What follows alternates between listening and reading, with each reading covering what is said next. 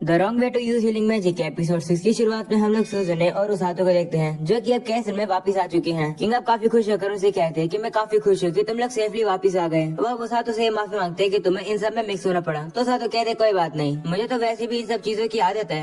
वो सुनकर किंग पूछते हैं आदत है मतलब? ये सुनकर अब उसातो फंस जाता है और कहते कि मुझे नहीं बोलना चाहिए था। वह किंग से कहते कि जिस दुनिया से मैं आया हूँ वहाँ पर मैं फॉरेस्ट में काफी बार ऐसे ही जाया करता था, इसलिए आदत है। ये सुनकर किंग कहते हैं ओ ऐसी बात है क्या? वैसे रेस्क्यू स्क्वाड की ट्रेनिंग कैसी चल रही है? ये सुनकर अब उसातो वापस से फंस जाता है क्योंकि वहाँ पर रोज खड़ी होती है और वो कुछ गलत बोलेगा तो रोज उसे मार देगी। वह किंग से कहते हैं कि मेरी ट्रेनिंग तो काफी ज्यादा मजेदार चल रही है। ये सुनकर किंग भी खुश हो जाती है कि उसकी ट्रेनिंग अच्छे से चल रही है। वहीं पर उसातो की बात सुनकर रोज एक स्माइल करती है। वो देखकर उसातो सोचता है कि शायद से रोज यही चाहती थी कि मैं यही बोलूं, अच्छा हुआ मैं बच गया। वो मुझे कितना टॉर्चर करके रखती है। तभी किंग कहते हैं कि हम लोग सुजुने की ट्रेनिंग को वापस से रीअरेंज कराएंगे, इसलिए आज के लिए तुम लोग रेस्ट करो। तो वो लोग भी मान जाते हैं और अब वहाँ पर एक बंदा आता है और लोगों से कहते हैं कि तुम लोग अब जा सकते हो। वो रोज और सिगली से कहते हैं कि तुम लोग यहीं पर रुको, तुमसे बात करनी है। तो वो लोग अब वहीं पर रुक जाते हैं। वहीं पर उसातो और सुजुन वहाँ से जाने लगते हैं। उसातो सोच रहा होता है कि आखिरकार वो लोग वहाँ पर क्या बात कर रहे होंगे। उस बंदे की शक्ल थोड़ी सी ग्रेव थी। तो सुजुन उसे बताती है कि जिस बंदे ने उन्हें वहाँ पर रोका उसका नाम सेर्ग्यू है। तो उसातो कहते हैं कि वो लोग हमें फायर तो नहीं करने वाले हैं। तो वो कहती है नहीं नहीं, मुझे लगता है कि ऐसा कुछ है। उन लोग को देखकर वहाँ पर काजुकी दौड़ कर आ जाता है। उसके साथ प्रिंसेस भी होती है। काजुकी वो लोगों से कहता है कि मुझे तुम्हारी काफी ज्यादा चिंता हुई थी जब मैंने सुना कि मोस्ट ने तुम्हारे ऊपर हमला कर लिया और तुम लोग गुम हो गए थे। तो साथ कहते माफ करना, तुम्हें हमारी वजह से परेशान होना पड़ा। वहीं पर प्रिंसेस उन लोगों को बताती है कि काजुकी तुम्हारी इतनी चिंता कर रहा था कि वो तुम दोनों को ढूंढने के लिए खुद ही आने वाला था। ये सुनकर सुजुने कहती है कि काजुकी तो काफी ज्यादा रेकलेस है। तो साथों से कहते हैं कि रेकलेस तो तुम भी हो, एक छोटा सा मंकी तुम्हें काट गया था। ये सुनकर काजुकी उसातो से कहता है कौन सा छोटा सा मंकी? तो उसातो उसे बताने वाला होता है लेकिन सुजुनो उसातो के मुंह को पकड़ लेती है और उसातो को कुछ बताने नहीं देती है। और अब अगले सीन में वो लोग बाहर बैठे होते हैं। काजुकी उसातो से बताता है कि रोज ने मुझे कहा था कि तुम दोनों ठीक होगे और तुम इतनी आसानी से नहीं मर सकते हो। वो सुनकर मैं काफी शांत हो गया था। रोज को तुम पर पूरा भरोसा है। तो उसातो मन में कहते हैं कि काजुकी कितना अच्छा पर्सन है, रोज इतनी भी अच्छी नहीं है जितना वो सोच रहा है। वह उसे कहते हैं कोई बात नहीं, तुम समझ भी नहीं पाओगे, तुम बिल्कुल भी चेंज नहीं हुए हो। ये सुनकर काजुकी कहते हैं कि मुझे कुछ भी समझ नहीं आ रहा है कि तुम क्या बोल रहे हो, लेकिन कोई बात नहीं। और अब अगले सीन में हम लोग देखते हैं वो सभी लोग काफी ज्यादा बातें करने के बाद अब वहाँ से चले जाते हैं थोड़ा सा रेस्ट करने के लिए। वह काजुकी कहता है कि मुझे लगता है कि उसातो और सुजुने हाल फिलहाल में काफी ज्यादा क्लोज हो गए हैं। तो प्रिंसेस उसे कहती है कि तुम भी तुमसे काफी ज्यादा क्लोज हो, जब तुम उनके साथ बातें कर रहे थे तो तुम काफी ज्यादा एंजॉय कर रहे थे। तो काजुकी कहते हैं हाँ ऐसा इसलिए क्योंकि इस दुनिया में आने से पहले हम सभी लोग पहले से ही काफी अच्छे दोस्त थे। ये सुनकर सीलिया थोड़ी सी दुखी हो जाती है और वो उसे कहती है कि क्या मैं भी तुम्हारी दोस्त बन सकती हूँ? मैं तुम्हें फोर्स नहीं करूंगी, तुम मुझे मेरे नाम से बुलाना, सीलिया करके। तो काजुकी मान जाता है। वो उसे कहते ठीक है, मुझे कोई भी दिक्कत नहीं है, अब से मैं तुम्हें सीलिया बुलाऊंगा। ये सुनकर सीलिया काफी खुश हो जाती है और शर्माने भी लगती है। दूसरे तरफ हम लोग किंग को देखते हैं जो कि रोज और सिगली से बात कर रहा होता है। वह उनसे कहते हैं कि हमने उन गुंडों पर इंटरोगेशन करी जिसने उसातो के ग्रुप के ऊपर हमला किया था।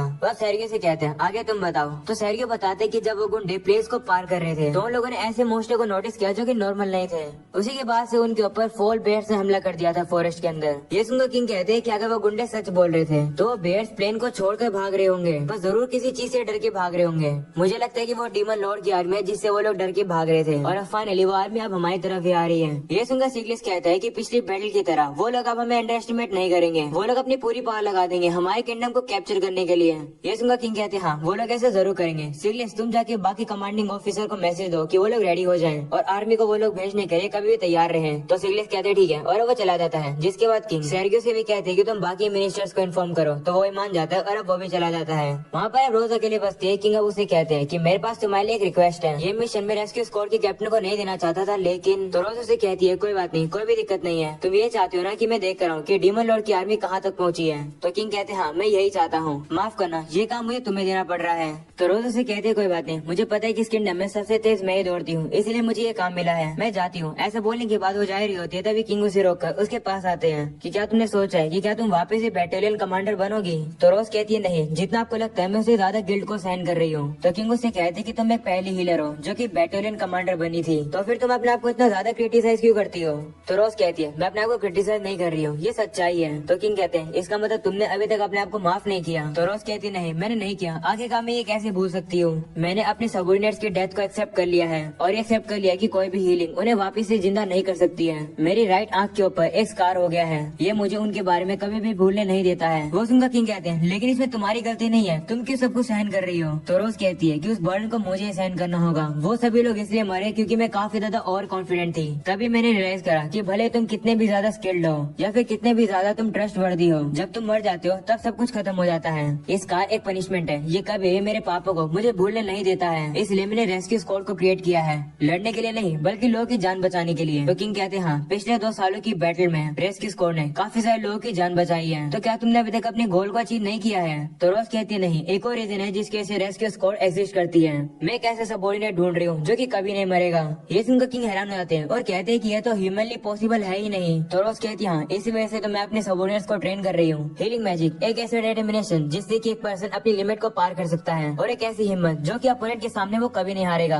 मैं ऐसे पर्सन को ढूंढ रही हूँ जिसके अंदर ये तीनों पावर्स हो। वो सुनकर किंग कहते हैं कि जिसे तुम ढूंढ रही हो वो तो उसातु है। तो रोज कहती उसातु वो पर्सन है जिसे मैं इतने समय से ढूंढ रही थी। उसकी इंस्टिंक्ट, एडेप्टेबिलिटी और जीने की इच्छा, और सबसे बेस्ट उसकी बात ये है कि वो कभी हार नहीं मानता है। वो अपने अराउंड के लोगों से इन्फ्लुएंस होता है, भले मैं उसे कितनी भी खतरनाक ट्रेनिंग दे दूं, वो उस ट्रेनिंग को पार कर देता है। वो कभी हार नहीं मानता है। वो मुझे उन लोगों की याद दिलाता है जो लोग मर गए हैं, इसलिए मैं इतनी ज्यादा डिटरमाइंड हूँ उसे एक आइडल हीलर बनाने के लिए। माफ करना, मैं काफी ज्यादा बात कर रही हूँ, मैं अभी बॉर्डर पर जा रही हूँ। ऐसा बोल कर वो चली जाती है। वहीं पर अब उसातु को दिखाया जाता है जो कि अपने घर पर वापस आता है और देखता है कि वहाँ पर एक लेटर पड़ा है। एलेक उसे बताते है कि इस लेटर को रोज रखी गई है तुम्हारे लिए। ये सुनकर उसातु उस लेटर को पढ़ता है और उसे पता चलता है कि कल उसे ट्रेनिंग नहीं करनी है, बल्कि उसे कहीं पर एक लेटर को डिलीवर करना है। जहाँ पर उसे वो लेटर देना है उस जगह का लेटर रोज ने उसे बनाकर दे दिया है। वो एलेक से पूछते है कि कैप्टन कहाँ गई है, तो कहते पता नहीं, रोज बस मुझसे यूँ कह रही थी कि वो डिनर के समय पर होगी नहीं। ये सुनकर उसातु थोड़ा सा कंफ्यूज हो जाता है। और अब अगले सीन में हम लोग डीमन लॉर्ड की आर्मी को देखते हैं जो कि एक ब्रिज बना रही होती है और वो ब्रिज कंप्लीट होने वाला है।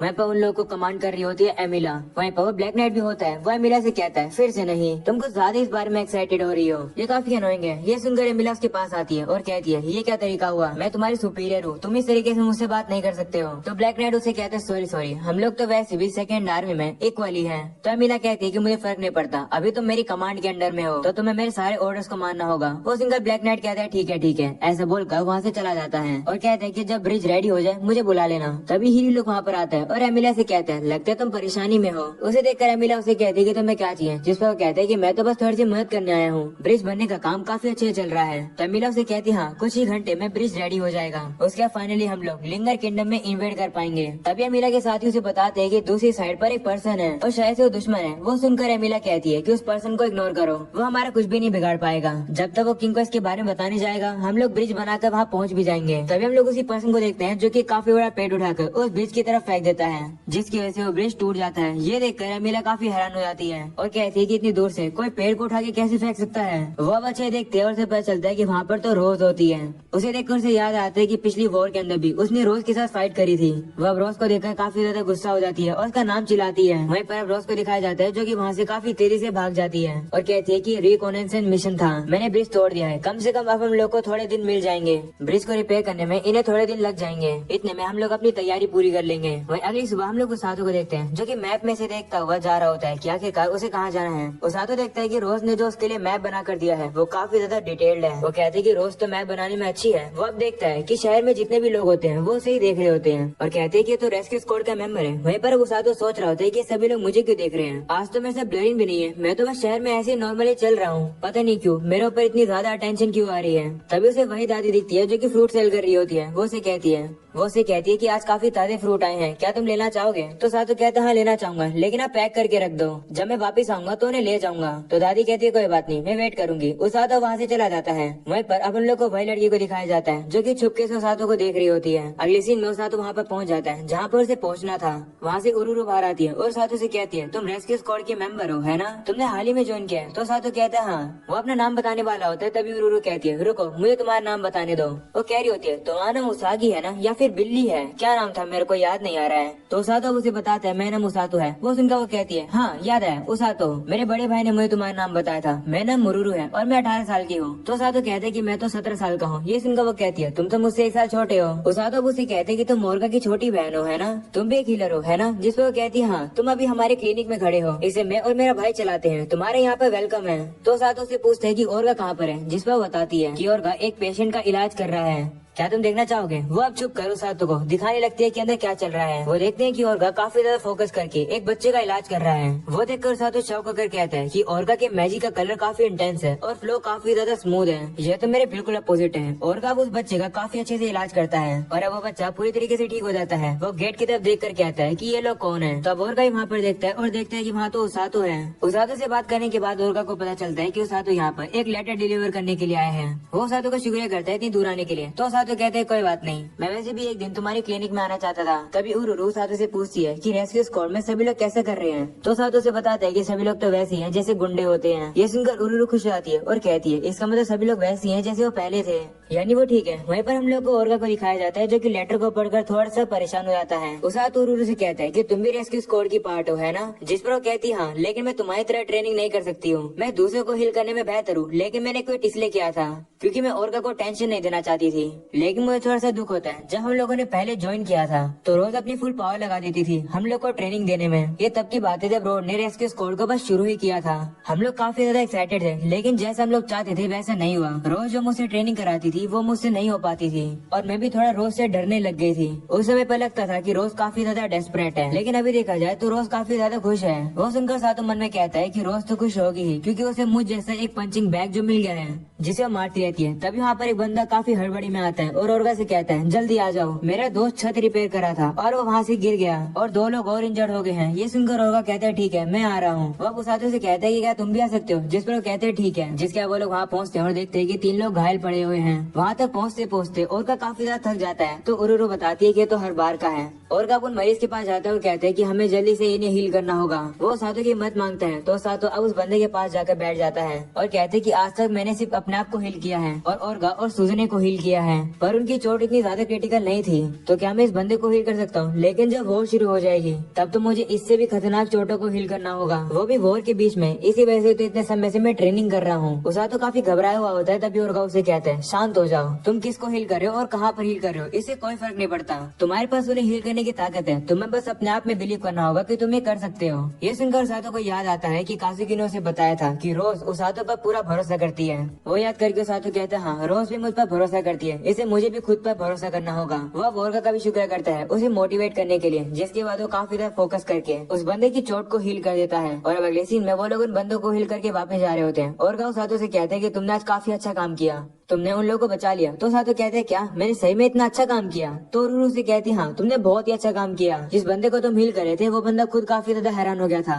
ये सुनकर सातो काफी खुश रहता है। वहीं पर ओरगा से कहता है कि जब भी तुम फ्री हो जरूर हमारे क्लिनिक में आना और हमारी मदद करना। तो सातो कहते हैं ठीक है मैं वापस जरूर आऊंगा। ऐसा बोलने के बाद वो अब वहाँ से चला जाता है। वहीं अब उरुरु ओरगा से कहती है कि जब तुम उसातो को एडवाइस दे रहे थे तब तुम काफी कूल लग रहे थे। वो सुनकर ओरगा कहता है नहीं, इतना भी वो खास नहीं था। वह उसे बताता है कि रोज ने जो लेटर लिखा है उसमें लिखा है कि हम लोग को वॉर में जाना होगा। डीमन लॉर्ड की आर्मी काफी ज्यादा पास आ चुकी है, हमें थोड़ा सा एक्सपीरियंस है, लेकिन उसातो के पास बैटलफील्ड का कोई भी एक्सपीरियंस नहीं है। उसातो को अपनी खुद की एबिलिटीज पर ही कॉन्फिडेंस रखना होगा। मुझे लगता है कि रोज को पता है कि वो क्या कर रही है, इसलिए मैं वो सब करूंगा जो मैं कर सकता हूँ। तो अब उरुरु कहती है इसका मतलब वॉर शुरू हो रही है। तो ओरगा उसे गले लगा लेता है और कहता है हाँ, और उसे कहते हैं चिंता मत करो, सब कुछ ठीक हो जाएगा। वहीं पर अब उरुरु थोड़ी सी घबराई हुई लग रही होती है। अगले सीन में हम लोग उसातो को देखते हैं जो कि उन्हीं दादी जी के पास आकर फ्रूट्स ले लेता है और उनका शुक्रिया करता है। वह वहाँ से जा रहा होता है और उन फ्रूट्स को टेस्ट कर रहा होता है और वो काफी ज्यादा टेस्टी लग रहे होते हैं। तभी वही लड़की उसके पास आती है और उसके हाथ को पकड़ लेती है। उसे देखकर सातो कहता है कि तुम्हें क्या चाहिए? तो वो लड़की उससे कहती है कि इस चीज को सिर्फ तुम ही देख सकते हो, इसलिए ये एक फ्यूचर है जिसे तुम चेंज कर सकते हो। ऐसा बोलने के बाद वो सातो के ऊपर अपनी कोई आँख की पावर का यूज करती है, जिससे कि अब उस सातो को वॉर का सीन दिखने लगता है जहाँ पर सभी डीमंस लिंगर किंगडम के सभी नाइट्स को मार रहे हैं। वहीं पर उसे वो ब्लैक नाइट भी दिखता है जो कि काजुकी और सुजने को अपनी तलवार से मार देता है। ये सब देखने के बाद उस सातो काफी ज्यादा घबरा जाता है और सोचने लगता है कि ये क्या था। तो वो लड़की उसे कहती है कि मैंने तुम्हारी काफी ज्यादा मदद करी है, अभी तुम्हारी ड्यूटी है कि तुम इसे रीपे करो मेरी भी मदद करके। ऐसा बोलकर वो लड़की वहाँ से चली जाती है। वहीं पर वो सातो हैरान होकर कहता है क्या? और अब यहीं पर हो जाता है ये एपिसोड खत्म। पसंद आया तो लाइक कर देना, चैनल पर न्यू हो तो सब्सक्राइब कर देना। मिलता है अगले एपिसोड में, तब तक के लिए बाय बाय।